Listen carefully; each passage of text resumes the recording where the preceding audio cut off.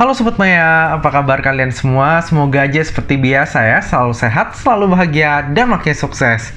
Sobat Maya yang lagi pegang ADMR saat ini, pastinya lagi cengar-cengir nih ya, sehat banget ya, karena cuannya pastinya lumayan. Saham kayak ADMR ini enak banget ya, penjatahannya lumayan. Terus dia itu nggak pakai gocek nih, jadi kalau misalnya udah di arah, udah tuh nggak ada dibanting dulu baru dinaikin lagi ke arah. Jadi orang-orang seperti saya pun sampai saat ini masih hold ADMR. Thank you ya ADMR. Nah, bagi yang masih hold DRMA, ini juga congrats ya. Beberapa hari ini kan naiknya lumayan banget ya, tinggi. Sayangnya saya udah jual di hari pertama. Jadi bagi Sobat Maya yang masih keep, congrats, itu juga naiknya lumayan. Nah, pada video kali ini kita akan membahas satu perusahaan yang masih ada saudaraan dengan DRMA. Pastinya Sobat Maya udah pada tahu lah ya apa perusahaan ini. Nah, betul banget, perusahaan tersebut adalah PT Autopedia Sukses Lestari dengan kode ticker ASLC. Bagi yang penasaran dengan prospektusnya perusahaan ini, jangan lupa saksikan video ini sampai habis ya. Jadi PT Autopedia Sukses Lestari atau nantinya saya sebut dengan ASLC ini didirikan pada tahun 2013 dengan nama Adi Sarana Lelang. Nah, seperti namanya, Adi Sarana Lelang ini bergerak di bidang lelang dengan merek Bitwin. Nah, bagi yang belum tahu, ASLC ini adalah anak usaha dari ASA. Nah, ASA ataupun Adi Sarana Armada ini adalah bagian dari grup Triputra. Grup Triputra ini didirikan oleh Bapak TP Rahmat. Jadi di bursa kita sendiri itu emiten dari grup Triputra ini udah lumayan banyak. Salah satunya adalah TPAG dan juga DRMA yang baru-baru ini listing. ASLC berkantor pusat di Gedung Kirana lantai 6, Sunterjaya, Jakarta Utara. Jadi hingga tahun 2019, ASLC ini hanya bergerak di bidang jasa lelang dengan merek Bitwin. Jadi Bitwin ini terus berkembang dan dalam waktu kurang dari 5 tahun udah menjadi perusahaan 3 besar di bidang lelang. Bitwin sendiri memiliki lebih dari 10 cabang di seluruh kota besar di Indonesia. Lalu pada bulan Februari 2019, ASLC ini mengakuisisi PT JBA Indonesia, yaitu salah satu perusahaan lelang otomotif terkemuka di Indonesia. Nah, akuisisi tersebut kemudian menghasilkan merek baru yang kemudian dikenal dengan JBA Bitwin Auction. Dan semenjak saat itu, JBA Bitwin menjadi salah satu bisnis lelang terbesar di Indonesia. Nah, aplikasi JBA ini udah tersedia di Google Play ataupun di App Store. Nah, kalau misalnya kita lihat di Google Play, ini di bawahnya langsung ada saingannya ya, yang bergerak di bidang yang sama yaitu lelang, tapi dinahkodai oleh Astra Group. Dari sisi rating mirip-mirip lah ya. Nah, pada tahun 2021, PT Adi Sarana Lelang tersebut berubah nama nih Sobat Maya menjadi Autopedia Sukses Lestari atau yang sekarang kita kenal dengan ASLC. Jadi ASLC ini memiliki visi untuk menjadi perusahaan omnichannel dari otomotif yang terlengkap dan terpercaya di Indonesia. Nah, jadi tadi kan untuk usaha lelangnya udah diserahkan ke anak usahanya ya. Nah, untuk ASLC ini sendiri, mereka tuh akhirnya menggunakan bisnisnya ataupun merubah bisnisnya menjadi jual beli mobil bekas. Nah, untuk jual beli mobil bekas ini, mereka punya merek Sobat Maya, yaitu Caroline.id. Pernah dengar nggak Caroline.id? Nah, bisnis ini sebenarnya banyak banget saingannya ya. Saya nggak usah sebutin satu-satu, tapi Sobat Maya saya yakin juga udah pada dengar saingan-saingan dari Caroline.id ini. Oke, tadi adalah sekilas background dari emiten berkode ASLC. Coba sekarang kita lihat siapa sih pemegang sahamnya. Jadi untuk pemegang sahamnya ada 4 ya Sobat Maya. Dari yang terbesar yaitu PT Adi Sarana Armada atau ASA, itu sebesar 97%. Lalu sisanya itu hanya sebesar 1%, 1%, 1%. Nah, untuk pengendali dari ASLC ini, harusnya semuanya udah pada tahu ya. Ya, siapa lagi kalau bukan Bapak TP Rahmat. Dalam IPO ini, sebanyak-banyaknya 2,5 miliar lembar saham atau mewakili sebanyak 20% dari modal ditempatkan dan disetor penuh yang akan ditawarkan kepada masyarakat.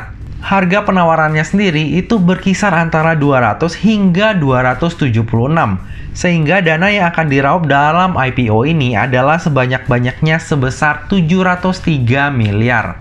Ini rentangnya agak nggak biasa ya, jauh banget, antara 200 hingga 276. Nah, kalau misalnya dia bisa listing di 200, itu akan lebih menarik. Nantinya, dana dari IPO tersebut akan dipergunakan untuk tujuan-tujuan sebagai berikut nih Sobat Maya. Yang pertama adalah sekitar 64,98% itu untuk modal kerja, sehubungan dengan usaha baru yang akan mulai beroperasi secara penuh pada awal tahun 2022.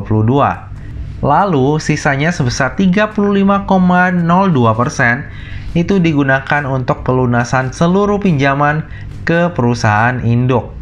Nah, jadi kurang lebih itu sebesar 225 miliar akan digunakan untuk bayar hutang. Nah, jadi kalau untuk tujuan yang pertama lumayan oke, tapi tujuan yang kedua ini sih yang agak kurang srek ya. Ya, tapi hutangnya ke pihak berelasi sih sebenarnya.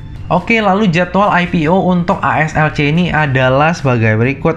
Untuk masa penawaran awalnya itu adalah dari tanggal 29 Desember 2021 hingga 5 Januari 2022. Lalu untuk masa penawaran umumnya itu dari tanggal 13 hingga 17 Januari 2022 dan akan listing di bursanya kita itu pada tanggal 19 Januari 2022.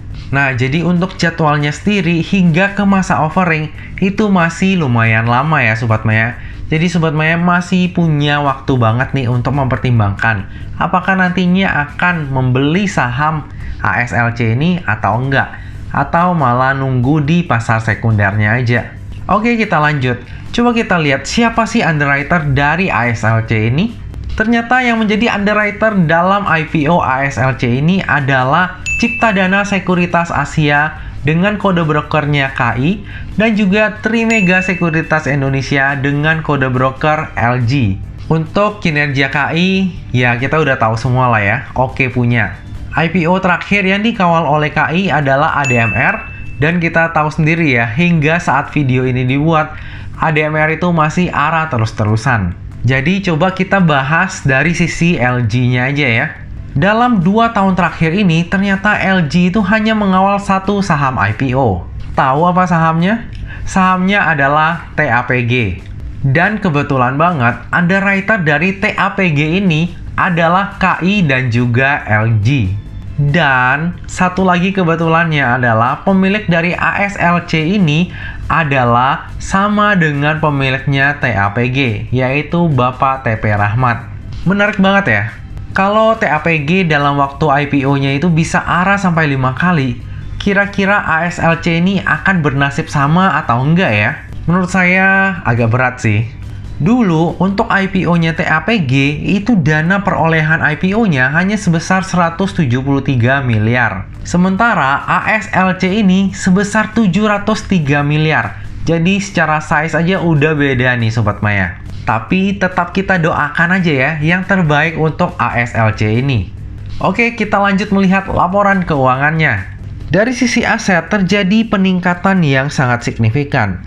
Dari total aset sejumlah 77 miliar di akhir tahun 2018 bertumbuh menjadi 413 miliar di akhir tahun 2020. Bertumbuh hampir 6 kali lipat dalam waktu 2 tahun. Coba kita lanjut melihat dari sisi liabilitasnya. Dari sisi liabilitas ini nggak ada hutang bank sama sekali ya. Namun memang dari sisi liabilitas terjadi peningkatan yang signifikan juga. Nah, kalau Sobat Maya melihat laporan liabilitas ini, ada yang aneh nggak Sobat Maya? Yep, benar banget. Per 30 Juni 2021, itu masih belum ada hutang kepada perusahaan induk, yaitu PT Adi Sarana Armada. Padahal salah satu tujuan IPO-nya itu kan untuk bayar hutang kepada perusahaan induk, yaitu ASA. Nah, ternyata setelah saya korek-korek nih Sobat Maya, perjanjian kredit antara Adi Sarana Armada dengan ASLC itu dilakukan pada 29 Oktober 2021. Dan beberapa bulan kemudian ASLC akhirnya IPO dan salah satu tujuan IPO-nya itu untuk bayar hutang kepada ASA. Wah, parah. Gampang banget ya cari duit di bursa kalau udah punya reputasi. Udah tahu salah satu tujuan IPO-nya adalah seperti ini, tapi tetap aja tuh pastinya akan banyak investor yang dengan sukarela membeli saham ASLC untuk mensukseskan IPO ini. Yo wes lah ya, mekanisme di bursa emang seperti ini. Oke, kita lanjut ke laporan ekuitas. Bisa kita lihat bahwa dari sisi ekuitas, per tahun 2018, ekuitas ASLC ini hanya 47 miliar. Namun per 30 Juni 2021, ekuitas ASLC sudah menjadi 260 miliar. Nah, peningkatan yang luar biasa ini disebabkan oleh penambahan modal di tahun 2019. Nah, bagi Sobat Maya yang concern terhadap daftar efek syariah, ASLC ini dapat dijadikan salah satu pilihan ya, karena dari sektor usaha ataupun rasio hutang, ASLC ini jelas masuk ke dalam daftar efek syariah. Coba kita lanjut ke laporan laba rugi. Bisa kita lihat bahwa laba perusahaan itu cenderung meningkat dari tahun ke tahun. Laba sebesar 15 miliar di akhir tahun 2018 meningkat hampir 3 kali lipat menjadi 40 miliar di akhir tahun 2020. Dan jika kita lihat di sini, maka laba di tahun 2021 ini akan jauh melebihi laba di tahun 2020. Dari sisi penjualan pun, perusahaan selalu mencatatkan pertumbuhan dalam 3 tahun terakhir ini. Nah, dengan kinerja ASLC yang terus bertumbuh, kira-kira valuasi ASLC di harga IPO ini mahal nggak ya? Oke, langsung aja kita hitung PER dan PBV-nya. Nah, kalau kita lihat dari tabel berikut, valuasi dari ASLC ini sangat mahal ya. PER-nya sebesar 114,39 kali, sedangkan PBV-nya itu juga tergolong agak mahal di 3,62 kali. Tapi kalau kita memperhitungkan pertumbuhan usaha dari ASLC ini, bukannya nggak mungkin 2 atau 3 tahun lagi, prospek ataupun valuasi dari ASLC ini akan semakin menarik. Dan kalau kita berkaca dari pertumbuhan valuasi perusahaan induk yaitu ASA, sepertinya ASLC ini masih punya ruang untuk bertumbuh. Nah, dari tadi udah banyak hal yang kita bahas, sekarang tiba juga kita ke bagian kesimpulan. Kesimpulan yang pertama, kinerja ASLC selalu bertumbuh dari tahun ke tahun. Dengan adanya penambahan dana IPO, tentu saja kinerja dari ASLC ini akan terus meningkat ke depannya. Walaupun ada sebagian dana IPO yang digunakan untuk pembayaran utang kepada perusahaan induk, saya rasa hal itu nggak akan mempengaruhi minat investor untuk tetap membeli saham ASLC ini. Lalu kesimpulan yang kedua, valuasi dari ASLC ini secara PER itu sangat mahal. Kalau secara PBV masih tergolong agak mahal. Namun jika kita berkaca pada valuasi dari perusahaan induk, ASLC ini masih punya ruang untuk bertumbuh. Bagi yang menganut value investing, tentu aja ASLC ini belum menarik. Namun bagi yang menganut growth investing, saya rasa ASLC ini akan menjadi menarik. Kalau saya sendiri, seperti biasa ya, yang mana aja boleh. Yang penting ujung-ujungnya cuan. Lalu kesimpulan yang ketiga, underwriter dari IPO ASLC ini adalah KI dan juga LG. Track record kedua underwriter ini dalam mengawal saham IPO menurut saya sangat oke. Dan kebetulan banget, duet dari kedua sekuritas ini juga yang mengawal saham TAPG hingga berhasil arah hingga 5 kali.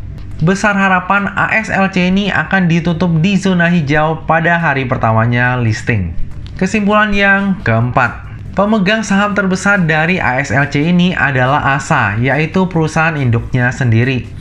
Ada kemungkinan ASLC ini akan di-maintain harganya, sehingga dapat meningkatkan value investasi dari perusahaan induk. Bisa diingat bahwa DRMA yang baru-baru ini listing adalah bagian dari Triputra Group juga. Dan yang seperti kita ketahui, walaupun di hari pertamanya listing harganya itu cenderung turun, sekarang harganya itu udah naik melebihi harga IPO dan naiknya itu nggak nanggung-nanggung. Sejauh ini kinerja dari Triputra Group itu memang terbilang cukup memuaskan.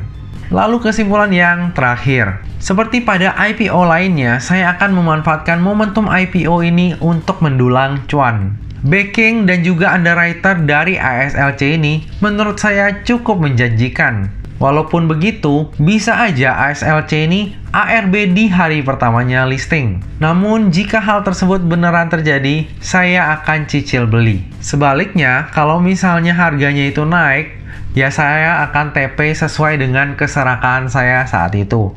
Kalau udah nggak kuat naik, akan langsung saya jual.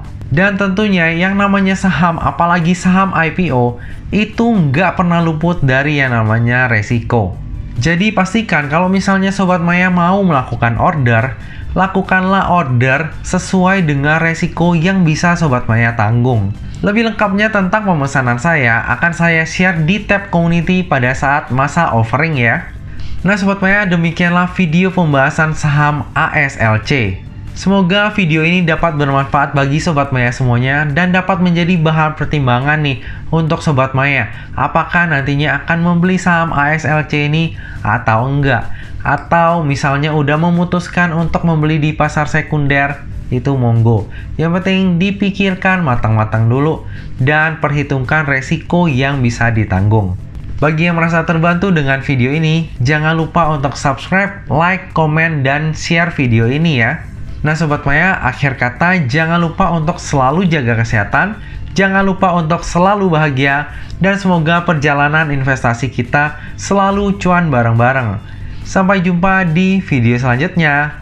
Dah.